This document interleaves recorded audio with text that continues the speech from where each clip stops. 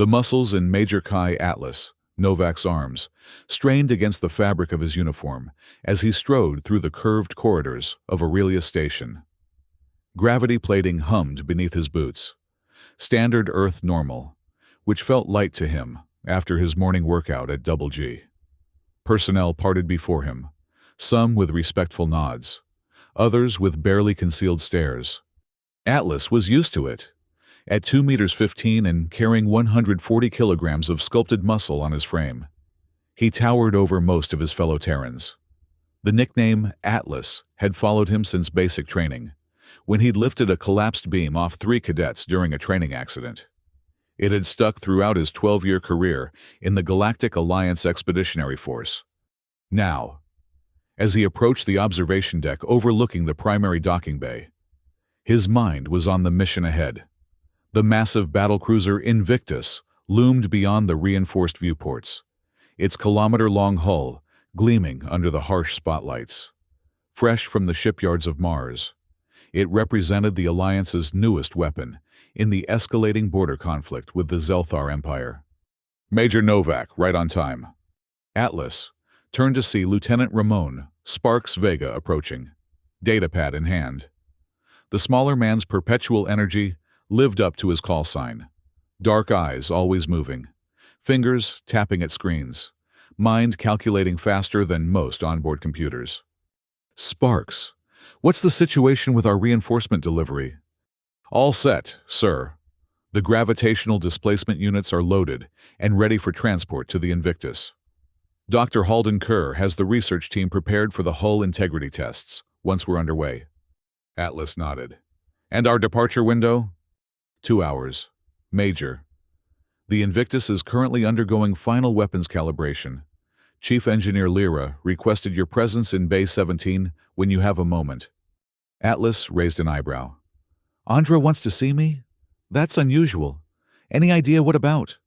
Sparks shrugged. Something about the new gravity plating. I think. She mentioned your unique physiology might be relevant to her calculations. Atlas suppressed a sigh. His unique physiology had been the subject of scientific interest since the Academy had discovered his abnormal muscle density and structural bone enhancements, natural mutations that allowed him feats of strength that bordered on the impossible. Even with the genetic advancements of the 25th century, Atlas was an outlier. Very well, I'll head there now. The station's intercom crackled to life.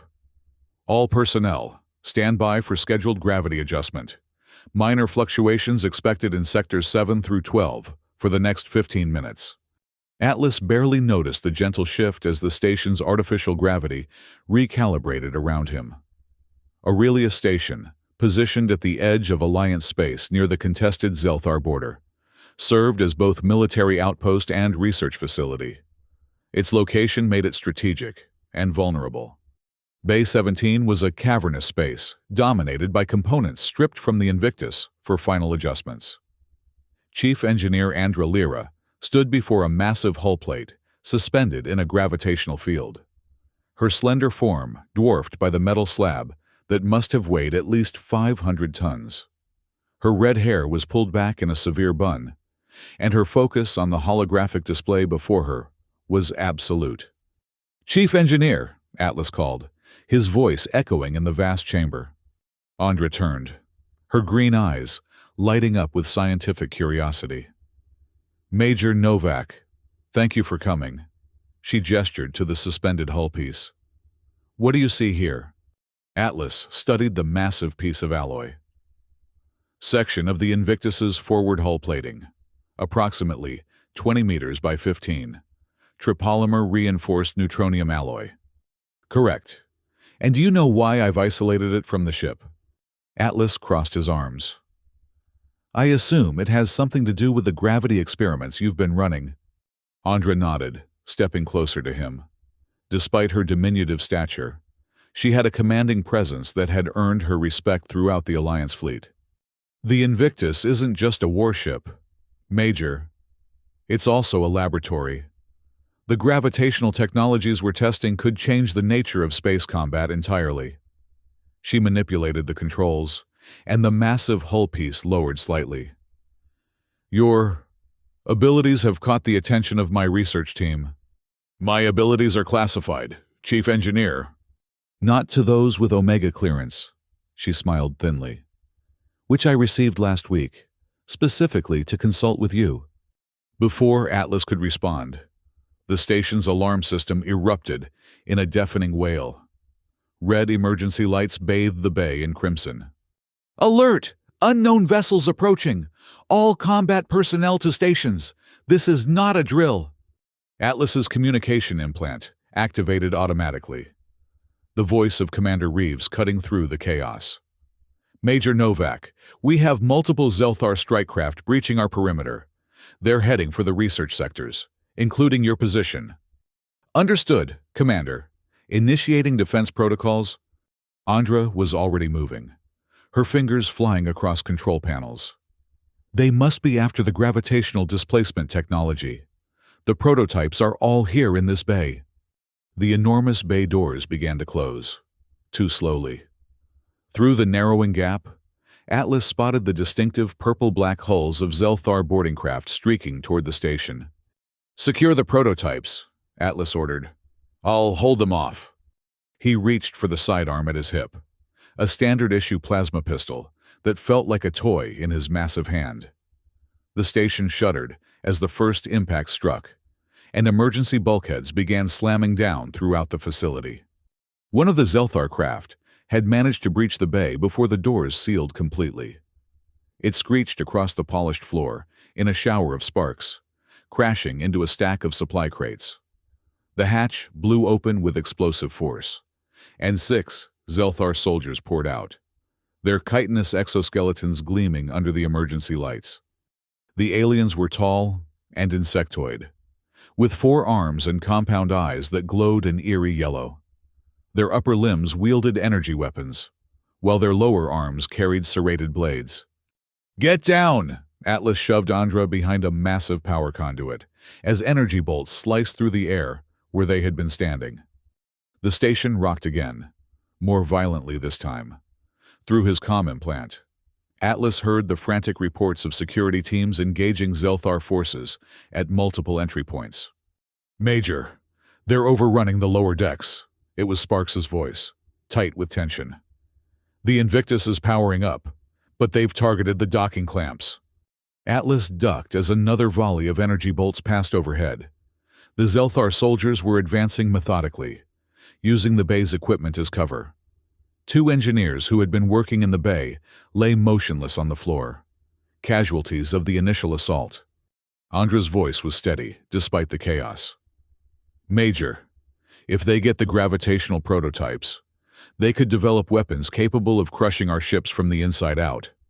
Atlas assessed the situation with the cold calculation of a veteran soldier. The Zelthar forces were between them and the exit. The gravitational prototypes, small, innocuous-looking devices on a workbench near the hull plate, were exposed. And more Zelthar forces were no doubt on their way. A sudden explosion rocked the station, sending both Atlas and Andra sprawling. Through the smoke, Atlas saw that part of the ceiling had collapsed, trapping several station personnel beneath debris, and the Zelthar were moving toward them, weapons raised to execute the survivors. Without hesitation, Atlas burst from cover, drawing enemy fire away from the trapped crew. Plasma bolts sizzled past his head as he charged, his enormous frame presenting an unmissable target.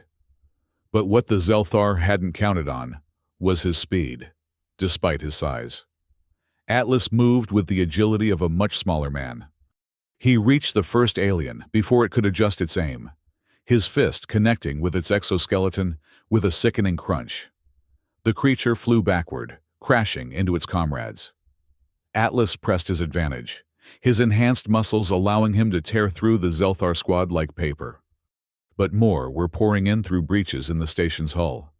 The structural integrity of the entire bay was compromised, and Atlas could hear the ominous groan of metal under stress. "Andra, get the prototypes and evacuate!" he shouted over the din of battle. "The exit's blocked," she called back, frantically gathering the small devices into a secure container. And those people are still trapped. Atlas looked to where she was pointing. 5 station crew were pinned beneath a collapsed support beam, and the structure above them was threatening to give way entirely. If it collapsed, not only would the crew be crushed, but the resulting breach might decompress the entire bay. "Cover me!" Atlas sprinted across the bay, ignoring the energy bolts that singed his uniform. He reached the trapped crew and assessed the situation. The beam was massive, at least 10 tons of reinforced metal, and precariously balanced. "Hold on," he told the wide-eyed crew members. "This is going to be close." Planting his feet, Atlas grasped the beam with both hands. The muscles in his back and shoulders bunched as he began to lift, veins standing out on his forehead with the effort. For a moment, nothing happened. Then, with an agonizing slowness, the beam began to rise. The trapped crew scrambled to freedom, supporting those too injured to walk. Atlas held the beam, his entire body trembling with the strain, until the last crew member was clear. Then, he let it drop with a thunderous crash. But the respite was brief. A new wave of Zelthar soldiers had entered the bay, and they had brought heavier weapons. Energy blasts tore into the walls around Atlas as he dove for cover. Through his comm implant, he heard Commander Reeves. "Major, the Invictus is reporting critical damage to its docking clamps. If they fail, the ship will drift into the station's main reactor." Atlas's mind raced. The Invictus was their primary means of evacuation, and their best defense. If it was destroyed, everyone on Aurelia Station would likely perish. His gaze fell on the massive hull plate, still suspended in the gravitational field. An idea formed. Insane. Possibly suicidal. But potentially their only chance. "Andra," he called. "Can you adjust that gravitational field to counterbalance the Invictus's drift?" The engineer looked at him as if he'd lost his mind. "The field generator isn't powerful enough to affect something the size of the Invictus. What if you had additional power?" Understanding dawned in her eyes. "You can't be serious. The strain would kill you." Another explosion rocked the bay. Part of the ceiling collapsed, crushing several Zelthar soldiers, but also blocking their exit route completely. "No choice," Atlas said grimly. "Do it." While Andra worked frantically at the controls, Atlas positioned himself beneath the suspended hull plate. This piece of alloy, 500 tons of the most advanced armor in the Alliance, would either be their salvation or his tombstone. "Ready," Andra called. "But Atlas, this is suicide!" Atlas didn't respond. He planted his feet, raised his arms, and nodded. Andra deactivated the gravitational field. The hull plate dropped, and Atlas caught it. The impact drove him to one knee, the floor beneath him cracking with a tremendous force. Every muscle in his body screamed in protest, but he held firm, supporting the unimaginable weight above his head. The Zelthar attack faltered as they witnessed the impossible sight. A single Terran holding up a battlecruiser hull section that should have crushed him instantly. Andra's voice was tight with concentration as she worked the controls. "The gravitational field is recalibrating, using your position as an anchor point. It's working. The Invictus is stabilizing." Atlas couldn't respond. Every ounce of his concentration was focused on holding the weight. Sweat poured down his face, and his vision had narrowed to a tunnel. But he endured. Across the bay, the Zelthar soldiers were backing away, their weapons lowered in shock. One pointed at Atlas, chittering something in their alien language, before the entire squad turned and fled back to their craft. As the last of them retreated, Atlas heard sparks through his comm. "Major, whatever you're doing, keep it up. The Zelthar are withdrawing across the entire station." The words barely registered. Atlas's world had contracted to the burning pain in his muscles and the crushing weight above him. Just when he thought he could hold it no longer, Andra's voice cut through. "Field restored! Let go, Atlas!" The hull plate rose once more, suspended in the gravitational field. Atlas collapsed to his knees, gasping for breath. His uniform was soaked with sweat, and every muscle trembled with fatigue. Andra rushed to his side. "That was impossible," she whispered. "No one should have been able to do that." Atlas managed a weak smile. "Just another day at the gym." As emergency teams poured into the bay to secure the area and treat the wounded, Atlas's comm implant activated again. This time, it was Commander Reeves, his voice filled with disbelief. "Major Novak, I don't know what the hell you just did, but the Zelthar fleet is in full retreat. Their communication channels are flooded with reports of a Terran giant who can lift starships with his bare hands." Atlas exchanged a look with Andra. "Sir," he replied, "I think we just found our new deterrent. Far from Aurelia Station, aboard the Zelthar command vessel." Colonel Vorkal reviewed the combat footage with growing concern. The image of the human lifting the massive hull plate played on a loop before him, each viewing stoking his anger.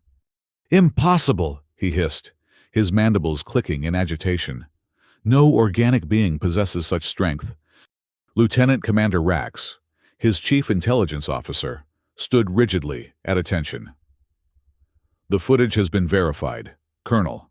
No evidence of manipulation or artificial enhancement can be detected." Vorkal's compound eyes gleamed with malice. "Then the Terrans have created a biological weapon, a new breed of super soldier. Our informants within the Alliance suggest otherwise, sir. This individual, designated Atlas in their communications, appears to be unique. A genetic anomaly rather than a manufactured weapon. 1 soldier or 1,000, it makes no difference." Vorkal snapped. "If the Terrans can produce beings with such strength, the balance of power shifts dangerously." He rose from his command chair, his exoskeleton creaking slightly with the movement. "Prepare a special operations team. I want this Atlas captured or killed, and I want whatever technology or genetic material makes him possible brought to me." Rax bowed, lower arms crossed in the Zelthar gesture of obedience. "It shall be done, Colonel." "And Rax," Vorkal added, his voice dropping to a dangerous whisper, "ensure that your soldiers understand the consequences of failure." As Rax departed, Vorkal turned back to the looping footage. He froze it at the moment when the human's muscles strained against the impossible weight, studying the image with cold calculation. "So, the Terrans have their Atlas," he murmured. "Let us see how he fares when the weight of an entire war rests on his shoulders." The mood aboard the Invictus was tense but optimistic as repair crews worked to undo the damage caused by the Zelthar attack. Atlas sat in the ship's medical bay, enduring the barrage of scans and tests administered by Dr. Halden Kerr. The scientist's eyes gleamed with fascination behind his spectacles as he reviewed the results. "Extraordinary," he muttered. "Your muscle fibers should have torn completely. There should be microfractures throughout your skeletal structure. Yet I'm seeing only minimal damage, already healing at an accelerated rate." Atlas flexed his hand, wincing slightly at the lingering soreness. "How soon until I'm combat ready?" Dr. Kerr frowned. "Medically speaking, you shouldn't be combat ready for weeks after what you endured. But given your unique physiology, perhaps 48 hours. I must insist on at least that much recovery time." "We may not have 48 hours, Doctor." Atlas nodded toward the viewport, where the stars streaked by as the Invictus traveled at sublight speed, away from Aurelia Station. "The Zelthar will regroup, and next time, they'll come prepared." "All the more reason for you to rest and recover your strength," Dr. Kerr insisted, pressing a hypospray of regenerative compounds against Atlas's neck. "The ship is underway, repairs are proceeding, and we have a 12-hour head start on any potential pursuit." Atlas conceded with a nod, though his mind was already strategizing the battles to come. As Dr. Kerr moved away to consult with a nurse, the medical bay doors slid open to admit Andra and Sparks. "How's our strongman?" Sparks asked, his usual energy somewhat subdued by the gravity of recent events. "Feeling like I tried to bench press a planet," Atlas admitted. but I'll live. Andra approached with a datapad. I've been analyzing the gravitational readings from when you supported the hull plate. The data is, well, it's revolutionary. How so? Your biological structure somehow amplified the gravitational field we were generating. It created a localized pocket of altered gravity that helped you bear the weight. She showed him the complex equations on her screen. With your permission, I'd like to continue studying this phenomenon. It could lead to breakthroughs in our defensive capabilities. Atlas studied her intently. You're talking about weaponizing this. I'm talking about understanding it, she corrected. Whether it becomes a weapon or a shield depends on how we apply that understanding. Before Atlas could respond, the ship's intercom activated. All senior officers report to the command deck immediately. Repeat. All senior officers to command. In the Invictus's command center, Captain Eleanor Rivera stood before a holographic display of their current position and trajectory. She was a veteran of 3 major engagements against the Zelthar, her weathered face bearing the scars of a close encounter with their energy weapons. Major Novak, she acknowledged as Atlas entered. Glad to see you on your feet. Your actions at Aurelia Station have given us some breathing room, but I'm afraid it won't last long. She gestured to the display, where a series of purple markers indicated Zelthar vessel movements. They're mobilizing a significant force. Intelligence suggests they're specifically targeting this ship. Because of me, Atlas stated flatly. Captain Rivera nodded. Partially, but also because of what Chief Engineer Lyra managed to evacuate from the station. She turned to Andra. Would you care to brief us on exactly what the Zelthar are so eager to get their hands on? Andra stepped forward, activating her own datapad to interface with the holographic display. The image shifted to show a schematic of a small device. This is a gravitational displacement unit, she explained. It allows for the manipulation of localized gravitational fields with unprecedented precision. We were in the final testing phase when the attack occurred. The schematic rotated, showing different angles of the device. What makes it revolutionary is its efficiency. Previous gravity manipulation technology required enormous power input for minimal effect. These new units operate at a fraction of the energy cost. And the military applications? Captain Rivera prompted. Defensive shields that can deflect energy weapons. Propulsion systems that can achieve new speeds. And yes, Andra admitted reluctantly, offensive capabilities that could crush enemy vessels from the inside out. A murmur ran through the assembled officers. Atlas studied the schematic with growing concern. And the Zelthar know about this technology. They knew enough to target it specifically, Andra confirmed. But what they don't know is that we've already integrated the prototype units into the Invictus's systems. We're the first ship in the Alliance fleet equipped with this technology. Captain Rivera's expression was grim.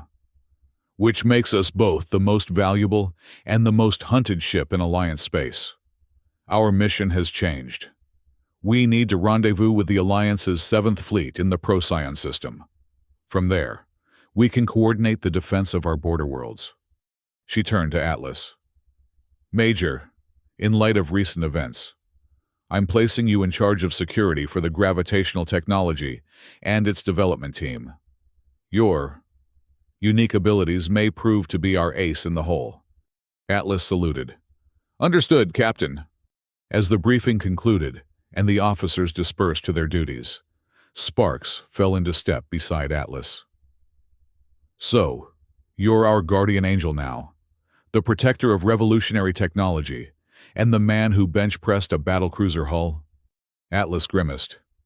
I'd rather that detail didn't become common knowledge. Too late. Sparks grinned, showing Atlas his personal datapad. On the screen was a grainy image captured from the station's security feed. Atlas on one knee, the massive hull plate balanced above his head, surrounded by fleeing Zelthar. It's already making the rounds on the Alliance network. They're calling you the Terran Titan. Atlas groaned. Wonderful. Just what I needed. More attention. Hey, look on the bright side, Sparks offered. Maybe it'll make the Zelthar think twice before attacking again. But as he spoke, the ship's alert system activated, bathing the corridor in pulsing red light. Action stations, unknown vessels approaching at high velocity. All personnel to combat positions. Atlas and Sparks exchanged a grim look before sprinting toward the command deck. The respite had been even shorter than expected. The Invictus shuddered as the first Zelthar energy blasts struck its shields. On the command deck, organized chaos reigned as officers called out status reports and damage assessments. Shields holding at 87%. Enemy formation consists of 1 heavy cruiser and 6 strike craft. They're targeting our propulsion systems. Captain Rivera stood calmly at the center of the storm, issuing orders with the confidence of experience. Evasive pattern Delta. Return fire with forward batteries, and get me a direct communication channel to that cruiser. Atlas moved to the tactical station, studying the enemy formation. They're not trying to destroy us, he observed. This is a capture operation. Rivera nodded. I've reached the same conclusion, which means they want something, or someone, aboard this ship intact. The tactical officer called out, Captain, enemy craft are launching boarding pods. All security teams to potential breach points, Rivera ordered. Major Novak, get to engineering. If they're after the gravitational technology, that's where they'll head. Atlas was already moving. He met Sparks in the corridor outside engineering, where the lieutenant had assembled a squad of Alliance Marines. Situation? Atlas demanded. 2 boarding pods attached to the hull near Engineering Section C. Sparks reported. Cutting tools detected. Breach imminent. Atlas checked his weapon, a heavy plasma rifle that finally felt proportionate to his frame. Form a defensive perimeter around the main engineering lab. No one gets through without authorization. The Marines moved into position, their faces grim but determined. Most had served with Atlas before and knew his capabilities. Their confidence in him was palpable. Inside the engineering lab, Andra and her team worked frantically to integrate the gravitational displacement units into the ship's defensive systems. She barely looked up as Atlas entered. We need 10 more minutes, she said without preamble. If we can bring the gravity shields online, we can repel the boarders without conventional weapons. You have 5, Atlas replied, positioning himself near the main entrance. That's all I can guarantee. The ship rocked again as another volley struck. The lights flickered momentarily before the backup systems engaged. Sparks's voice came through Atlas's comm implant. Breach in Section C. Zelthar forces entering the ship. They're heavily armed and moving toward your position. Atlas could hear the distant sound of energy weapons and the chattering of the Zelthar war cries. He signaled to the Marines to take cover, positioning himself directly in the line of fire. The first Zelthar soldiers appeared at the far end of the corridor, larger specimens than those he'd encountered on Aurelia Station, their exoskeletons augmented with additional armor. At their center walked a commanding figure with distinctive red markings on its carapace. Lieutenant Commander Rax, Sparks whispered, identifying the leader. Zelthar Intelligence Division. Nasty piece of work. The Zelthar forces advanced methodically, using portable shield generators to deflect the Marines' initial volley of plasma fire. Atlas waited, timing his moment. As the Zelthar reached the midpoint of the corridor, he gave the signal. Now!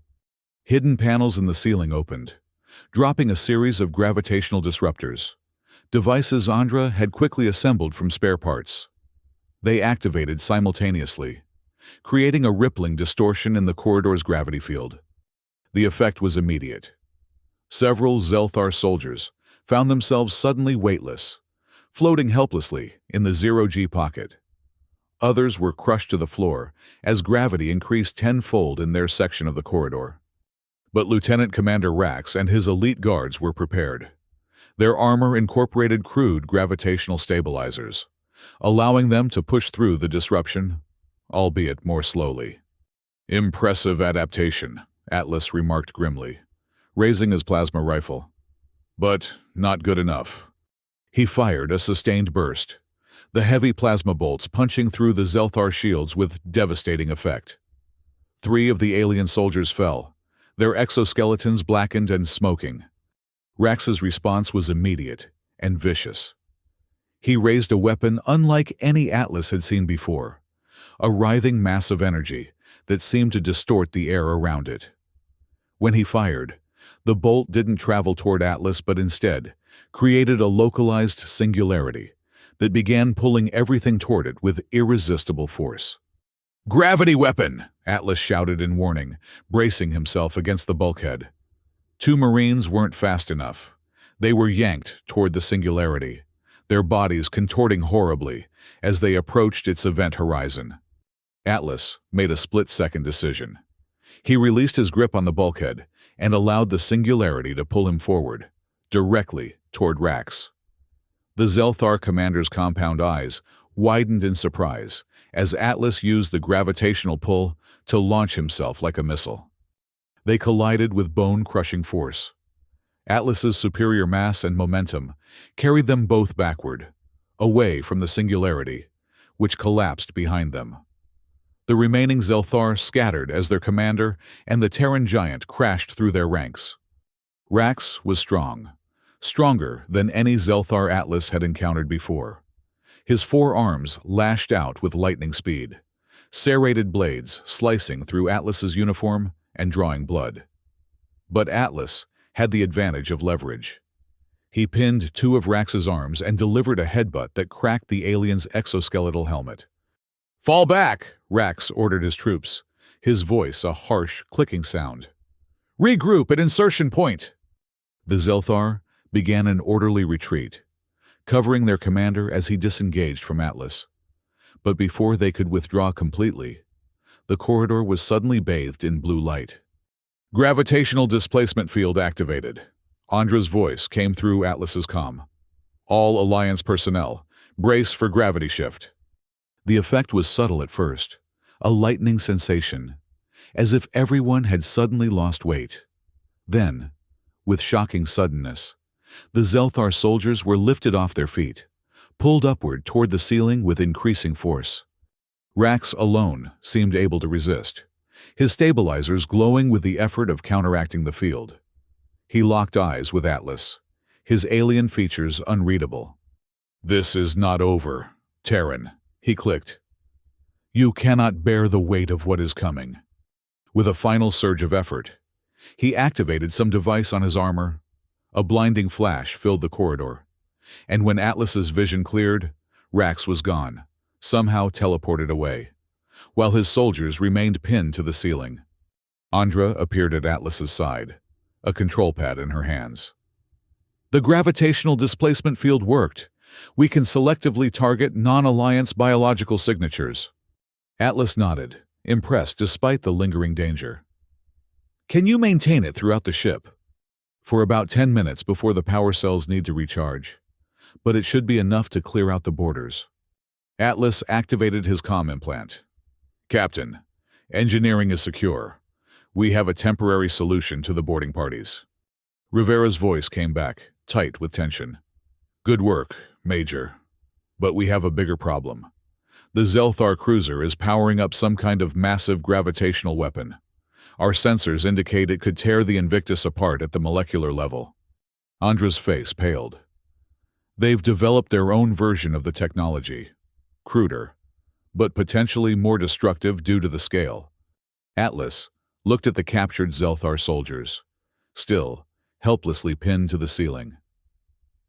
"How quickly can you adapt our gravitational displacement field to project outside the ship?" "Theoretically.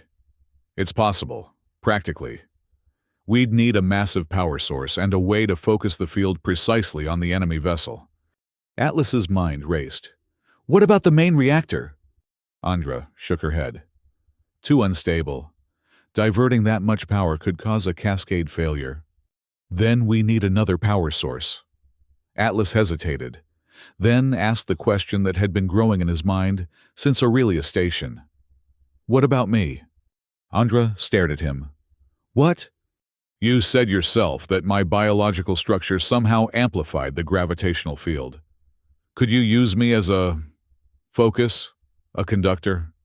The engineer's scientific curiosity warred with her ethical concerns. It's completely untested.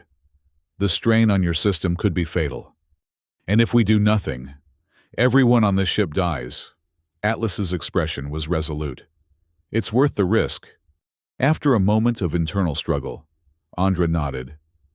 I'll need to modify the gravitational displacement unit, and we'll need to position you where you can directly see the enemy ship.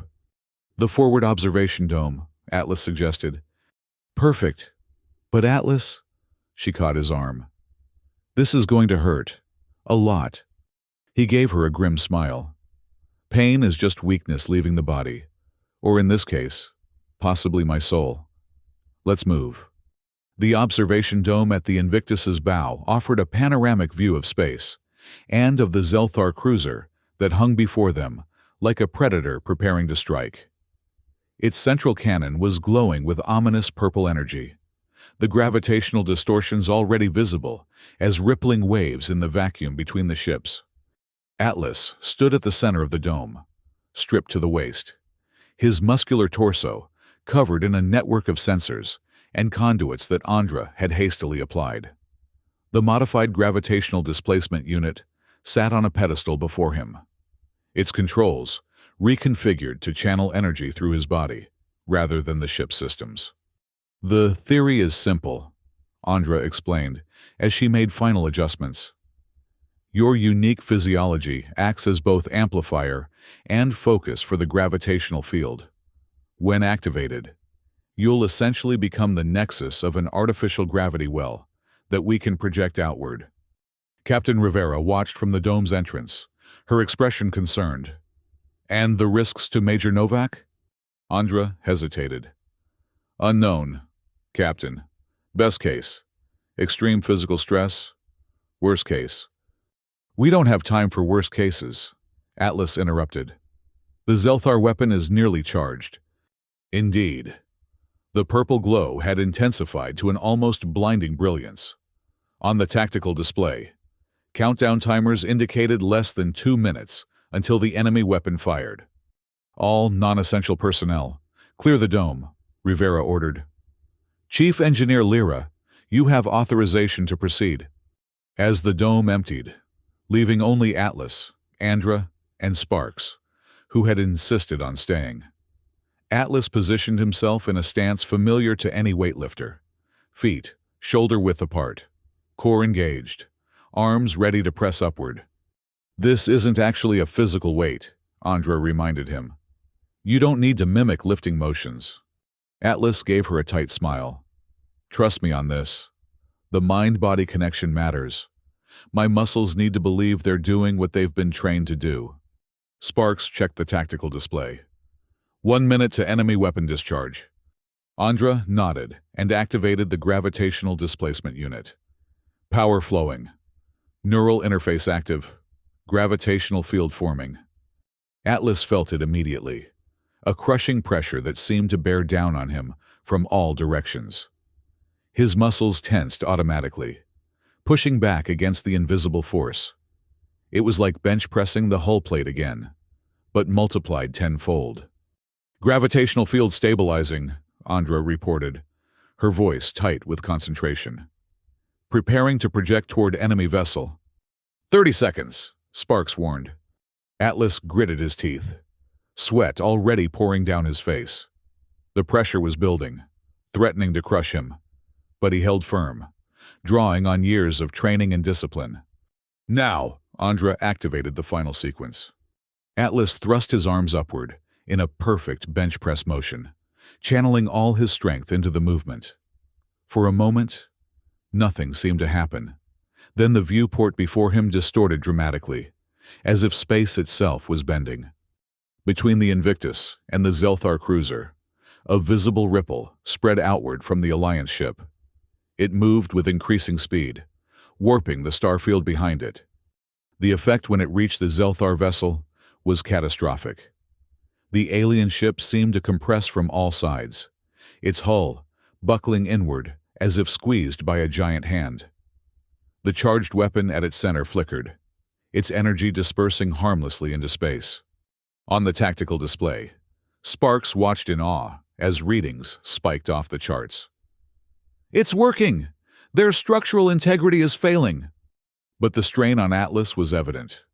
Blood vessels stood out on his forehead and neck, and his entire body trembled with the effort of maintaining the gravitational projection. Yet, he pushed harder, driving the field deeper into the enemy vessel. Through the viewport, they could see Zelthar escape pods launching frantically from the crippled cruiser. The ship itself was now visibly contracting, pieces of its hull shearing away under the impossible pressures. "Atlas, that's enough!" Andra moved to deactivate the unit. "They're retreating!" But Atlas didn't seem to hear her. His eyes had taken on a distant, almost glowing quality. The gravitational field continued to intensify, threatening to crush the Zelthar ship entirely. "Atlas!" Sparks grabbed his friend's shoulder. "It's done! You can stop now!" The words finally penetrated.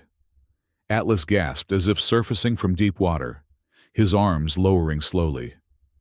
As they did, the gravitational field dissipated, leaving the Zelthar cruiser crippled but intact. Atlas collapsed to his knees, his massive frame shuddering with exhaustion. Andra and Sparks were immediately at his side, disconnecting the sensors and conduits from his body. "Medical team to the observation dome, now!" Sparks called into his comm. Atlas waved away their concern, though he accepted Sparks's shoulder to lean on as he struggled to his feet. "Did it work?" he asked, his voice hoarse. Andra checked the tactical display. "The Zelthar cruiser is dead in space. Most of their crew evacuated in escape pods.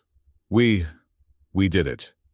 Captain Rivera entered the dome, her expression a mixture of awe and concern. "Chief Engineer, I want a full report on what just happened. And Major Novak." She eyed his exhausted state. "Report to medical immediately." As Atlas was helped from the dome, supported between Andra and Sparks, the ship's communication officer appeared at Rivera's side. "Captain, we're receiving a transmission from Alliance Command. Admiral Chen wants to speak with you, and Major Novak, immediately." Rivera nodded grimly. "Tell the Admiral we'll contact him as soon as the Major is cleared by medical." In the ship's medical bay, Dr. Kerr was beside himself with both concern and scientific fascination. "Your body's cellular structure is showing signs of gravitational stress I've never seen before," he muttered, studying the scanner readings. "By all rights, your organs should have been crushed." Atlas sat on the examination table, allowing the medical team to work around him. Despite the exhaustion that weighed on him like a physical burden, his mind was racing with the implications of what they had discovered. "Can it be replicated?" he asked. "This ability to channel and amplify gravitational fields?" Dr. Kerr hesitated. "Theoretically, perhaps, but your physiology is unique. Major, the density of your muscle tissue, the reinforced structure of your skeletal system, these aren't things we can simply duplicate in others." "But the principle could be applied," Andra suggested, entering the medical bay with Sparks and Captain Rivera. "Not on the same scale, perhaps, but enough to create effective defensive and offensive capabilities." Rivera's expression was grave. "Which is exactly what Alliance Command wants to discuss. Admiral Chen is waiting to speak with us." Atlas nodded, sliding off the examination table despite Dr. Kerr's protests. "Then, let's not keep him waiting." In the ship's communication center, the holographic projection of Admiral Chen materialized before them, a tall, austere man with a weathered face and penetrating eyes. "Captain Rivera, Major Novak." The Admiral nodded to each in turn. "I've reviewed the preliminary reports from Aurelia Station and your recent engagement. To say I'm intrigued would be an understatement." "Sir," Rivera acknowledged, "the gravitational displacement technology has proven even more effective than anticipated." "So I see." The Admiral's gaze fixed on Atlas, particularly when paired with Major Novak's unique capabilities. Atlas stood at attention despite his fatigue. "Sir, what I'm about to tell you is classified at the highest level," Admiral Chen continued. "Our intelligence indicates that the Zelthar have been developing their own gravitational weapons for months. What you encountered was just a prototype. They have larger, more destructive versions nearing completion at their primary shipyard in the Deneb system." Rivera exchanged a glance with Atlas. "You want us to strike at their shipyard?" "Precisely. The Invictus, with its advanced gravitational technology and—" He paused, looking again at Atlas. "Other assets, represents our best chance to destroy their weapons before they can be deployed against our colonies." Atlas stepped forward. "Admiral, with respect, what you're suggesting would place me in the position of being a weapon, not a soldier. I understand your concern, Major, but sometimes the line between the two blurs in war." The Admiral's expression softened slightly. "For what it's worth, I'm not asking you to do anything beyond what you've already proven capable of, and the potential to save millions of lives exists." Atlas felt the weight of the decision pressing down on him, a different kind of weight than he had borne physically, but no less crushing. "I'll need time to consider this," he said finally. Admiral Chen nodded. "You have 24 hours, Major. That's all the time we can afford. The Invictus will rendezvous with the 7th Fleet at these coordinates." He transmitted a data packet. "From there, you will either lead the assault on the Zelthar shipyard or transfer to another vessel. The choice is yours." As the Admiral's hologram faded, Atlas turned to find Andra studying him intently. "You're worried about becoming nothing more than a living weapon," she observed. Atlas nodded. "It's not what I signed up for." "Perhaps there's another way to look at it," she suggested. "Your abilities, combined with our technology, could potentially end this conflict before it escalates into full-scale war. Isn't that worth the risk?" "At what cost?" Atlas countered. "To me? To others who might be enhanced in similar ways in the future?" Sparks clapped a hand on his friend's shoulder. "No one's asking you to decide right now. Get some rest, clear your head, then make the call." Atlas nodded gratefully. "That's exactly what I intend to do." In his quarters, Atlas stood before the viewport, watching the stars streak by as the Invictus journeyed toward its rendezvous with the 7th Fleet. His body had recovered somewhat from the ordeal, though a bone-deep weariness remained. A chime at his door roused him from his thoughts. "Enter," he called. The door slid open to admit Dr. Kerr, datapad in hand. "Major, I've completed my analysis of your biometric readings during the gravitational event. I thought you should see the results immediately." Atlas gestured to a chair. "What have you found, Doctor?" Kerr activated his datapad, projecting a holographic display of complex biological readings. "Your cellular structure was altered by the gravitational field, temporarily, but significantly. It appears that your body didn't just channel the field, it absorbed some of its properties." Atlas frowned. "Meaning what exactly?" "Meaning that, theoretically, you could potentially generate localized gravitational distortions without the need for external technology. On a much smaller scale, of course, but still, it's unprecedented." The implications were staggering. Atlas sat heavily on his bunk. "So I'm not just a conductor for the technology. I'm becoming something else entirely." "I wouldn't go that far," Kerr cautioned. "These changes appear temporary, but with repeated exposure." He let the thought hang unfinished. "I could become a permanent gravitational anomaly," Atlas completed grimly. "A walking distortion in space-time." "Or," Kerr suggested, "you could gain precise control over these abilities, using them when needed without dependence on external devices." Atlas considered this new information, weighing it against the decision he faced. "Thank you, Doctor. This gives me more to think about." After Kerr departed, Atlas turned back to the viewport. The stars beyond seemed to waver slightly as he focused on them, and he wondered if it was his imagination or something more. His comm unit activated. Major Novak to the command deck. Priority alert. The relative calm of the past few hours shattered as Atlas sprinted through the corridors. When he arrived on the command deck, the atmosphere was tense with controlled urgency. Long-range sensors have detected a Zelthar battle group on an intercept course, Rivera explained without preamble. Estimated time to contact, 3 hours. The tactical display showed 6 enemy vessels, including a massive dreadnought that dwarfed the Invictus. They're not waiting for us to reach the shipyard, Sparks observed. They're bringing the fight to us. And in overwhelming force, Andra added. She had been working at an engineering station, her face drawn with concern. That dreadnought is generating gravitational distortions beyond anything we've seen. They've clearly accelerated their weapons program. Rivera turned to Atlas. Major, it seems your decision timeline has been compressed. We need to know. Are you willing to utilize your abilities in conjunction with our gravitational technology? All eyes on the command deck turned to Atlas. The weight of expectation was palpable, and yet, strangely, it felt lighter than the uncertainty that had plagued him. Yes, he said firmly, but on my terms. I'm a soldier, not a weapon. I'll use these abilities to protect this ship and its crew, not as a tool of mass destruction. Rivera nodded, relief evident in her expression. Understood.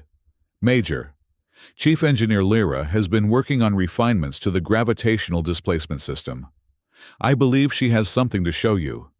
Andra led Atlas to her workstation, where holographic schematics of a modified version of the system floated in the air. I've redesigned the interface based on your physiological responses during the last engagement. It should allow for more precise control and reduce the physical strain on your body. Atlas studied the designs with growing appreciation for Andra's ingenuity. This could work, but we're still outgunned and outnumbered. Not necessarily, Sparks interjected, joining them. I've been analyzing the data from our previous encounters. The Zelthar respond to unprecedented threats with predictable patterns. Specifically, they withdraw to reassess when confronted with something they don't understand. Like a Terran lifting a battlecruiser hull, Atlas noted. Exactly. Their psychological warfare databases don't account for displays of strength that defy their understanding of Terran capabilities. It creates a cognitive dissonance that their military doctrine isn't equipped to handle. Rivera considered this. So, you're suggesting we use Major Novak as a psychological weapon, as much as a physical one? I'm suggesting we use their expectations against them, Sparks clarified. They're expecting us to deploy advanced gravitational technology. They're not expecting, well, Atlas being Atlas. A plan began to form in Atlas's mind. Audacious, possibly suicidal, but with a chance of success that conventional tactics couldn't match. Captain, he said, I have an idea, but it's going to require some unconventional modifications to the ship, and I'll need volunteers for a boarding action. Rivera raised an eyebrow. You want to board the Zelthar dreadnought? No, Captain. Atlas smiled grimly. I want them to think that's what we're doing. 2 hours later, as the Zelthar battle group closed in, the Invictus hung seemingly dormant in space. Its main systems powered down. It appeared vulnerable, a wounded prey awaiting the Predator's final approach. In the ship's engineering section, Atlas stood before a massive piece of the Invictus's outer hull, a section that had been carefully detached during the frantic preparations. Like the piece he had held at Aurelia Station, it weighed several hundred tons. But this time, it had been modified with gravitational displacement units embedded throughout its structure. The principle is simple, Andra explained to the assembled team. When the Zelthar vessels enter optimal range, we'll power up the gravitational systems. Atlas will channel and amplify the field, projecting it through this hull section. Like a gravitational lens, Dr. Kerr added, fascinated despite the danger. Precisely. The projected field will disrupt their navigational systems and, if we're lucky, temporarily neutralize their gravitational weapons. Sparks checked the tactical readouts on his datapad. Zelthar vessels entering optimal range in 5 minutes. They're maintaining combat formation, but proceeding cautiously. They suspect a trap, Atlas noted. Good. That means Colonel Vorkal is personally commanding this assault. His caution will give us the time we need. He positioned himself before the massive hull section, which was suspended in a zero-G field. The modified interface devices were attached to his torso and arms, more refined than the hasty setup from their previous encounter. All non-essential personnel, clear engineering, Rivera ordered through the comm system. Prepare for potential gravitational distortions throughout the ship. As the engineering section emptied, leaving only Atlas, Andra, Sparks, and a few key personnel, the ship's sensors detected a transmission from the lead Zelthar vessel. They're hailing us, Rivera reported, putting it through to engineering. A holographic projection materialized before them. Colonel Vorkal himself, his insectoid features radiating cold malice. Terran vessel, he began, his voice a harsh clicking that the translation system rendered into stilted standard. Your technology and the biological specimen designated Atlas are required for study, surrender, and your crew will be permitted to evacuate before we claim your ship. Atlas stepped forward, deliberately allowing the Zelthar commander to see him in all his imposing physicality. Colonel Vorkal, I presume. I'm Major Kai Atlas Novak. I believe your forces have been looking for me. The Zelthar's compound eyes seemed to narrow, though it was difficult to read emotion in his alien features. The gravity manipulator. Yes, you will make an excellent subject for dissection. I have a counter-proposal, Atlas replied evenly. Withdraw your forces now, and we won't be forced to demonstrate exactly what happens when Terran ingenuity meets Terran strength. Vorkal made a sound that might have been laughter. Your bravado is noted, Terran, but your vessel is outmatched. You have no reinforcements within range. Surrender now, or be destroyed. Atlas smiled coldly. Have your soldiers told you what happened at Aurelia Station? How they fled when they saw what one Terran could do? Exaggerations and propaganda. Vorkal dismissed. No organic being possesses such strength. Then perhaps a demonstration is in order. Atlas nodded to Andra, who activated the gravitational displacement system. As the system powered up, Atlas felt the now familiar pressure building around him. But this time, rather than fighting it, he embraced it, drawing the gravitational energy into himself, as Dr. Kerr's findings had suggested might be possible. The hull section before him began to glow with an eerie blue light as the embedded displacement units activated. Atlas raised his arms, and the massive piece of metal rose with them, seemingly weightless, yet radiating immense gravitational potential. Vorkal's compound eyes widened slightly, the first sign of uncertainty in his otherwise confident demeanor. This is your final warning, Colonel, Atlas stated, his voice strained but controlled. Withdraw, or face the consequences. The Zelthar commander recovered his composure quickly. Parlor tricks do not win wars. Terran, your primitive display of strength means nothing against our advanced technology. With that, the transmission cut off. Moments later, the tactical display showed the Zelthar vessels resuming their approach, weapon systems powering up. They're not backing down, Sparks reported grimly. Atlas nodded, his expression resolute. Then we proceed as planned. Captain, is the ship prepared for gravitational distortion? All systems secured, Rivera confirmed through the comm. Engineering has priority power. We're ready when you are, Major. Atlas turned to Andra. Initiate full sequence. The engineer activated the final protocols, and the gravitational displacement units reached maximum power. The hull section before Atlas now seemed to warp the very space around it, light bending as it passed near the metal surface. With a deep breath, Atlas executed what appeared to be a perfect bench press motion, thrusting the hull section upward. But instead of physically moving the metal, he was directing the gravitational field through it, focusing and amplifying the energy with his unique physiology. The effect was immediate and spectacular.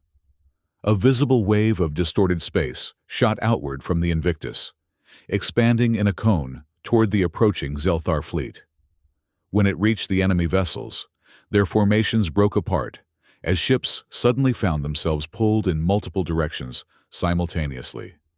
The Dreadnought, at the center of the formation, suffered the worst effects.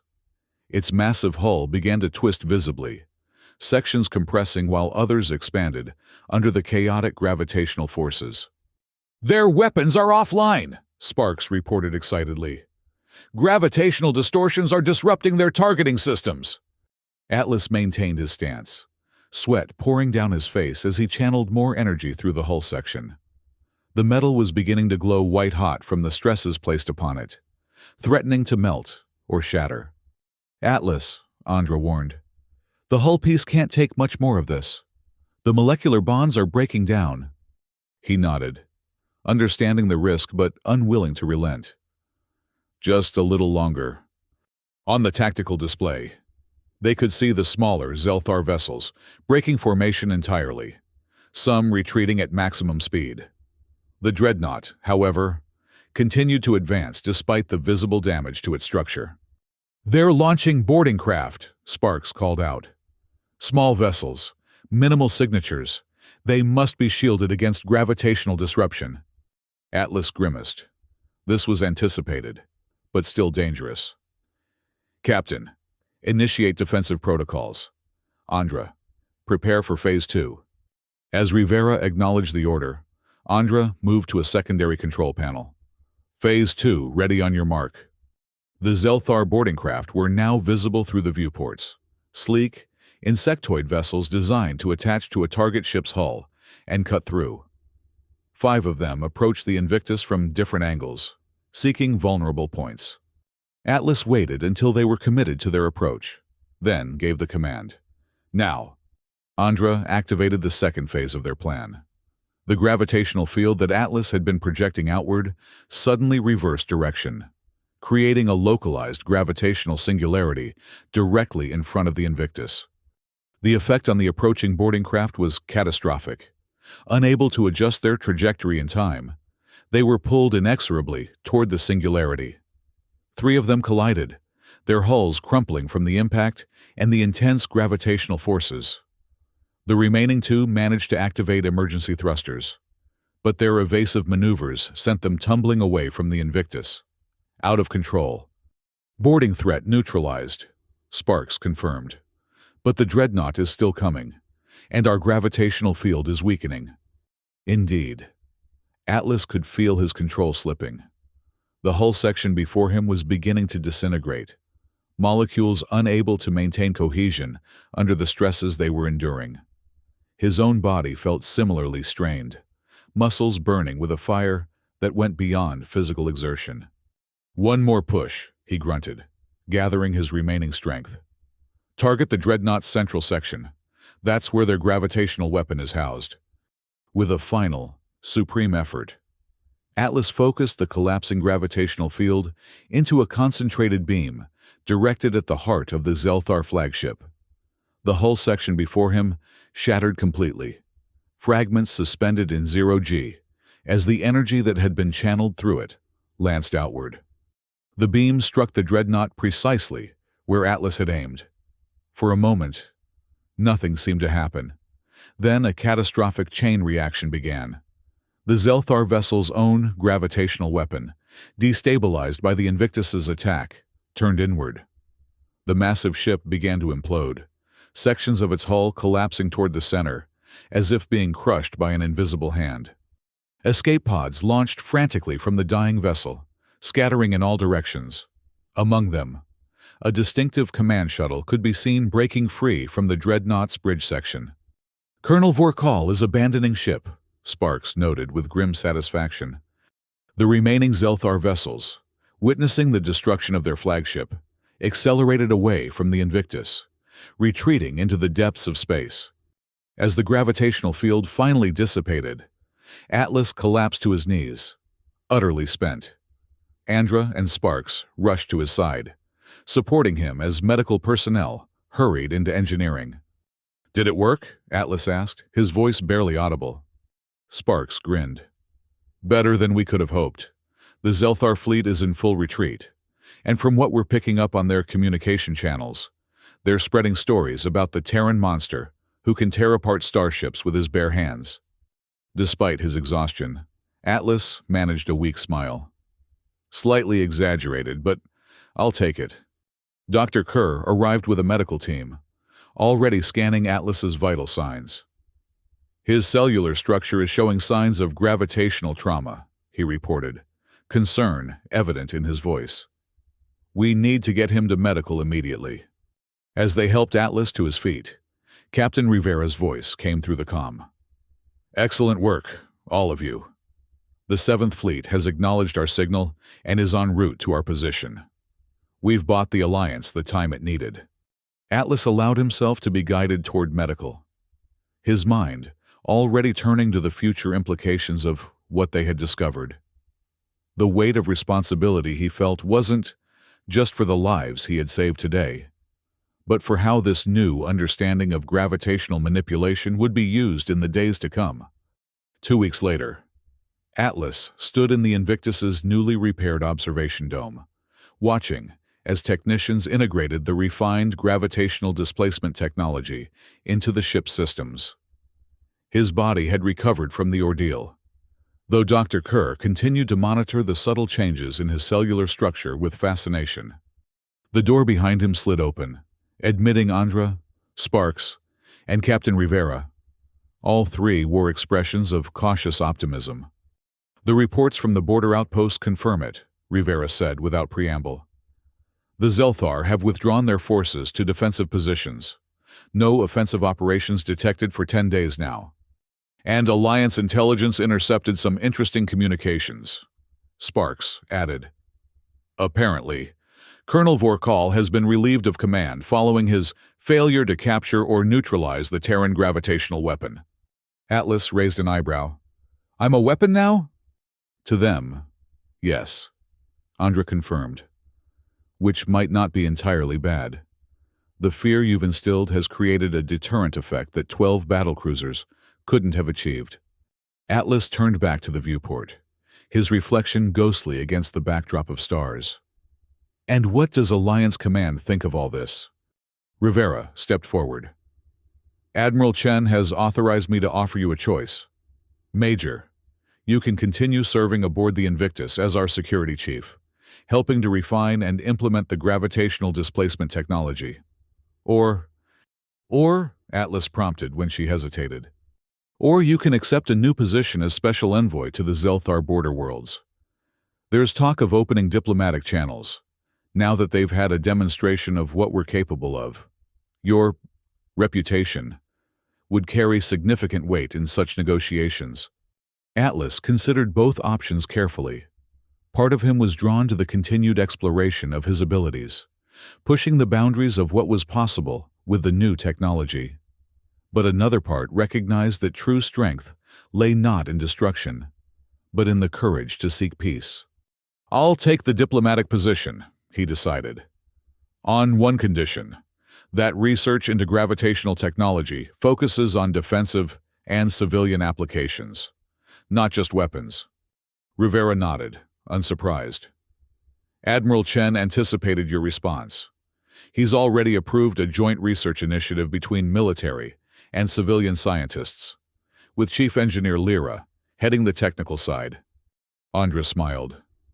"And I've requested that you continue to consult with us. Major, your unique perspective and physiology remains invaluable." Speaking of which," Sparks interjected with a mischievous grin, "the crew has a going-away present for you. Something to help cement your legend among both allies and potential enemies." He activated his datapad, projecting a holographic image into the air between them. It showed Atlas in the engineering bay, arms raised in the bench press position as the hull section floated before him, bathed in blue gravitational energy. The image had been enhanced and stylized, making Atlas appear even more imposing, almost godlike in his stance. "It's already circulating throughout Alliance space," Sparks explained. "And we made sure copies found their way into Zelthar communication channels." The caption translates roughly to, "When a Terran bodybuilder bench pressed a battlecruiser hull, alien marines fled in terror." Atlas laughed despite himself. "Slightly melodramatic, don't you think? But effective," Rivera pointed out. "Sometimes, Major, the stories we tell about ourselves become more powerful than our actual capabilities. This image, this legend, may do more to maintain peace than a fleet of warships." Atlas studied the holographic image thoughtfully. The figure it depicted seemed larger than life, a symbol rather than a man. Yet he recognized the responsibility that came with such symbolism. "Then I'll do my best to live up to the legend," he said quietly. "Not through displays of strength, but through the wisdom to know when not to use it." As the others left to prepare for the arrival of the diplomatic delegation, Atlas remained in the observation dome, gazing out at the stars. He raised his arms in the familiar bench press position, feeling the subtle gravitational energies that now seemed to flow naturally through his body. In the reflection of the viewport, he could see not just himself, but the image of what he represented, the potential for strength to protect rather than destroy, to unite rather than divide. It was a weight he would gladly bear, a responsibility he would never set down. For in the end, the true measure of strength was not in how much one could lift, but in how many one could save. And Atlas, both the man and the legend, would continue to stand as a bridge between worlds, bearing the weight of peace upon his shoulders.